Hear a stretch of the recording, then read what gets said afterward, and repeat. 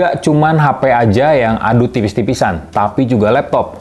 Cuman, nggak semua brand laptop yang berani ngeklaim kalau laptop keluaran mereka itu paling tipis di bumi. Ya, dari banyak brand, kayaknya cuma ada beberapa aja, dan salah satunya adalah Asus lewat ZenBook S13 OLED ini. Laptop ini diklaim jadi laptop OLED ukuran 13,3 inci yang paling tipis, paling ringan di dunia. Gue udah pakai laptop ini kurang lebih 2 mingguan, so ini impresi gue.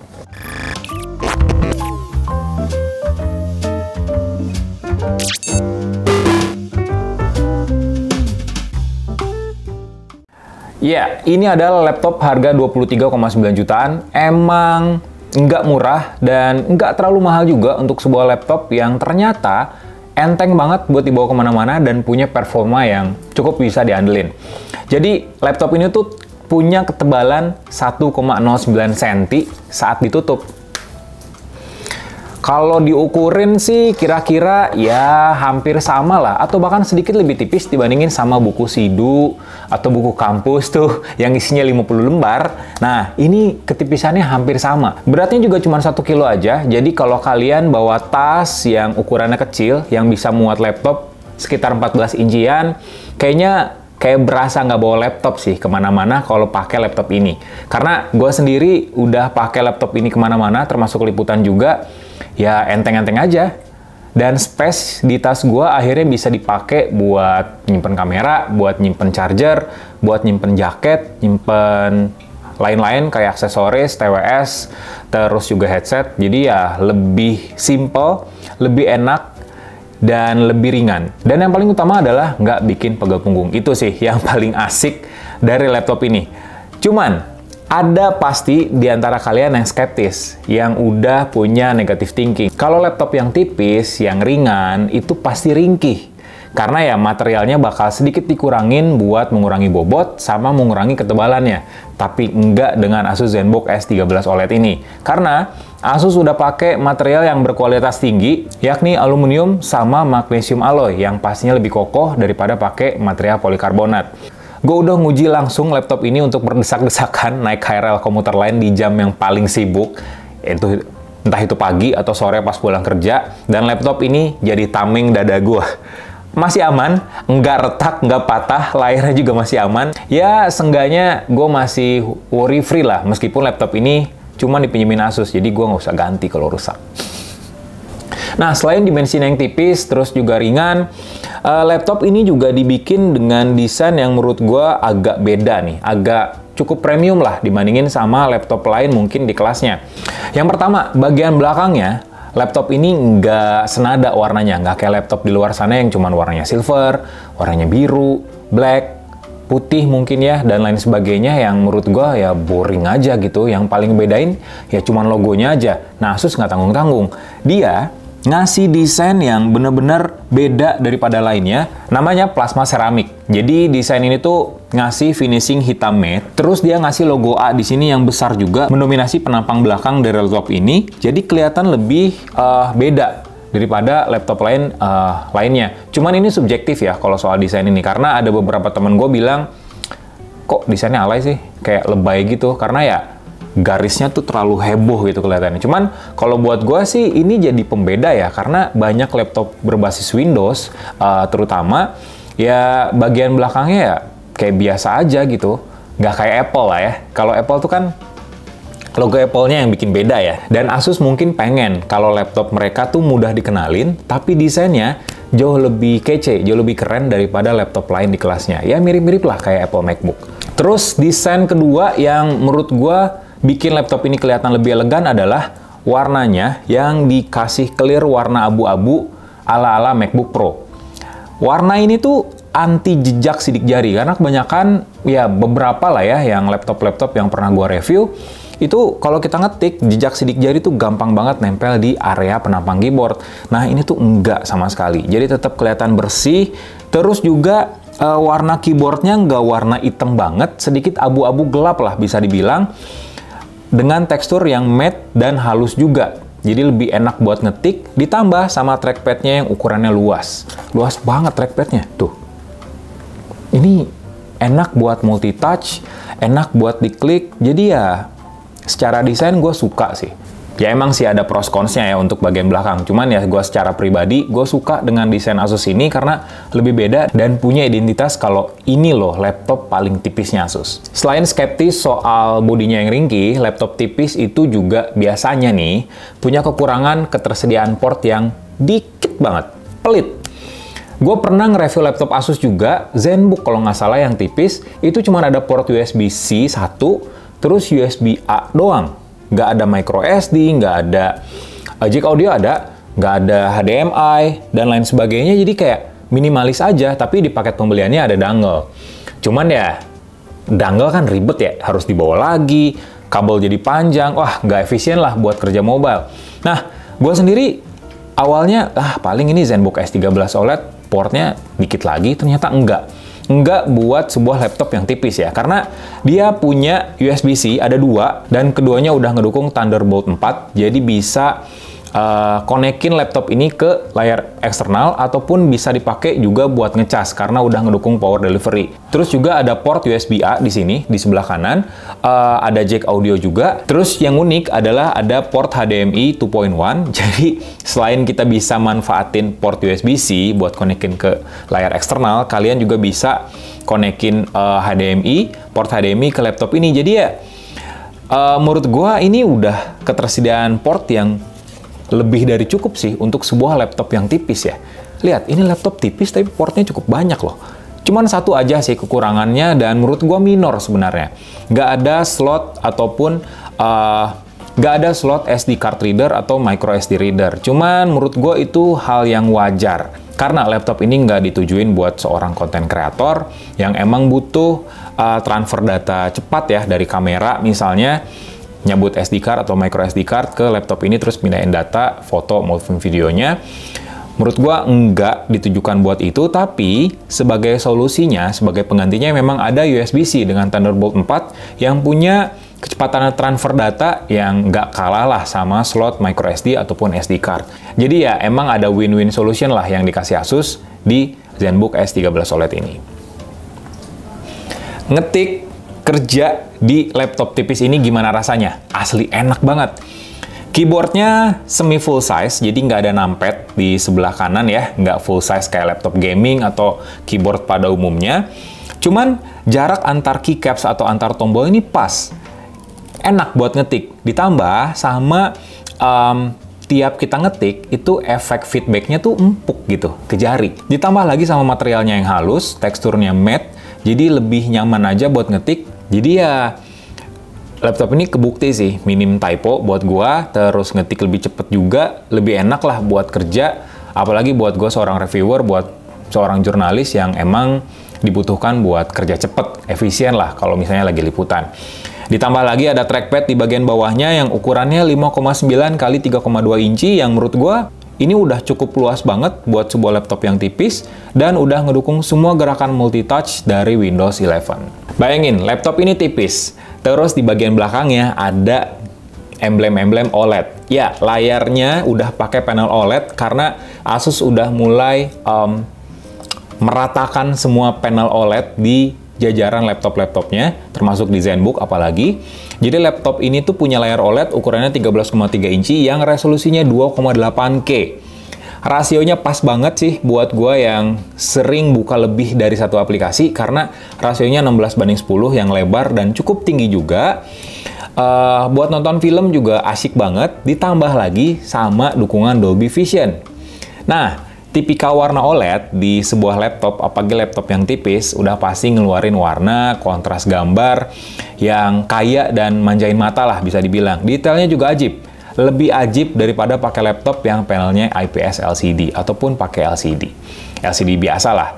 Ditambah lagi intensitas layarnya yang mencapai 550 nits, jadi kalian kalau nonton atau kerja di kafe-kafe dan kebetulan lagi di outdoor dengan situasi matahari yang cukup terik, layarnya masih kelihatan dengan cukup baik, jadi ya aman lah buat kerja di mana aja buat laptop ini. Buat multimedia juga asik, ditambah sama speakernya yang udah dituning sama Harman Kardon dan didukung sama Dolby Atmos. Mantep sih, secara visual, secara audio, gue udah buktiin ya, udah cobain sendiri. Nih ya, gue cobain ya, biar kalian tahu nih kualitasnya kayak gimana.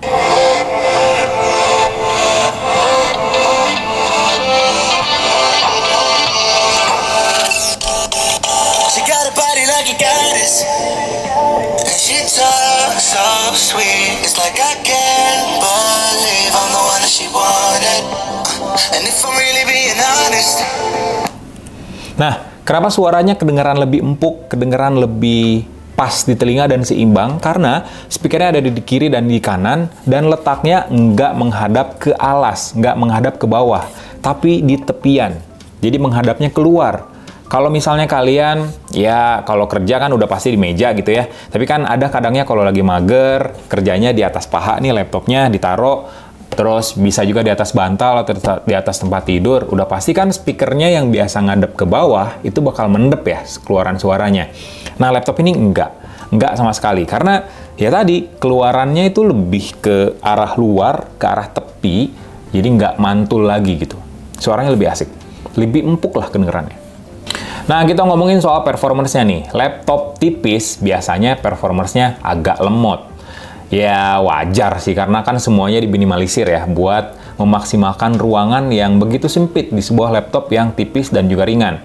Tapi Asus ZenBook S13 OLED yang gue review sendiri udah pakai prosesor Intel Core 13 Gen, U series tepatnya, Intel Core 17-1355U dengan RAM 16GB sama storage 1TB. Kartu grafisnya terintegrasi pastinya ya, jadi nggak ada GPU discrete, cuman ada Intel Iris Xe aja. Nah, untuk jenis RAM-nya sendiri LPDDR5 dual channel, serta untuk memori penyimpanan sendiri adalah SSD Gen 4, jadi lebih cepat untuk write dan read speed-nya. Untuk booting, untuk nyalain aplikasi, buka games, lebih cepet lah.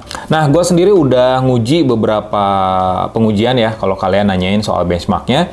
Jadi gue pakai PCMark dan 3D Mark. Hasilnya sebenarnya cukup memuaskan, karena di PCMark sendiri skornya 5.486 poin. Tapi ya emang performance-nya terbilang naik turun. Jadi disesuaikan pada tugas yang berat, jadi clock speed dari prosesornya itu bakal lebih tinggi ketika aplikasi ngejalanin simulasi yang lebih berat. Cuman kalau simulasinya agak ringan nih, bakal diturunin nih clock speed-nya. Jadi ya lebih kelihatan naik turun lah di grafiknya. Hal ini bisa kita maklumin karena U series sendiri dari Intel emang fokus untuk mengedepankan efisiensi baterai, bukan soal performance yang ngebut-ngebutan kayak laptop gaming, kayak H series atau HX series. Nggak kayak itulah ya. Kalau U series ini lebih ke ya untuk laptop tipis yang pengen efisiensi baterainya lebih tinggi.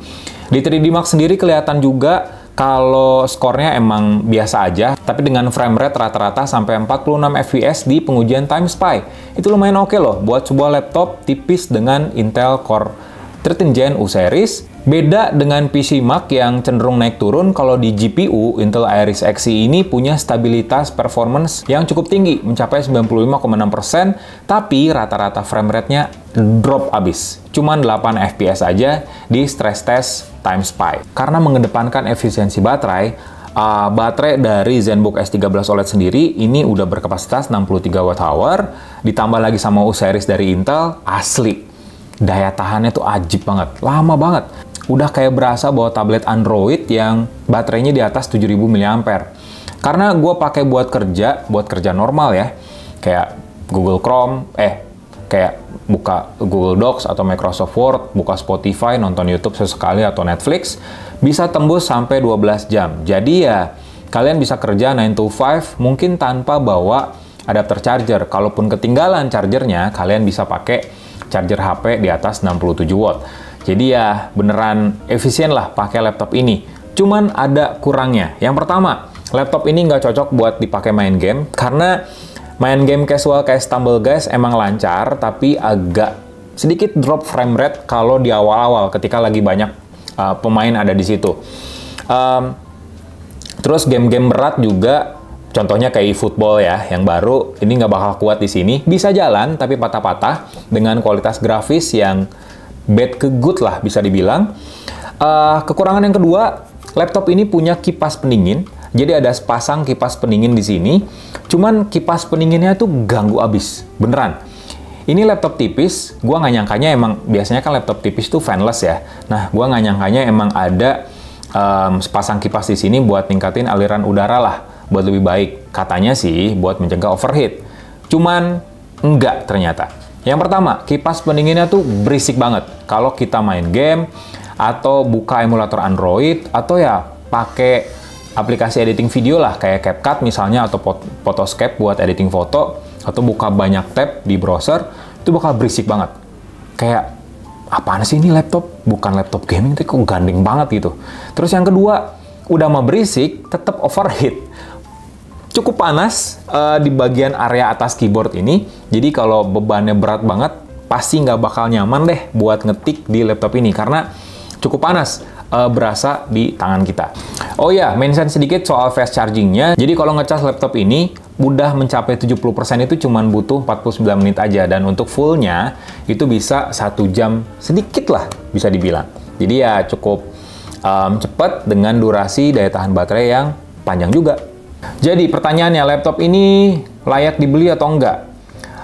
Sebenarnya untuk harga 23 jutaan emang nggak murah ya, tapi ya itu hal yang wajar juga, ditambah dengan banyak teknologi baru yang dikasih Asus buat laptop ini, mulai dari Intel Core 13 Gen, terus desain yang tipis, layar OLED yang bagus juga, build quality yang ternyata kokoh banget, tangguh banget laptop ini karena terbuat dari magnesium alloy sama aluminium juga.